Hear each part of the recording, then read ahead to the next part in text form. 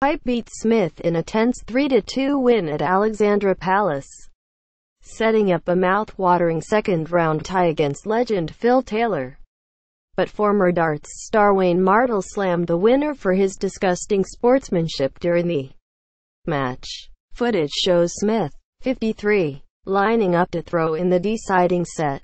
As he did so, 46-year-old Pipe was seen coughing vigorously at the exact moment Smith threw.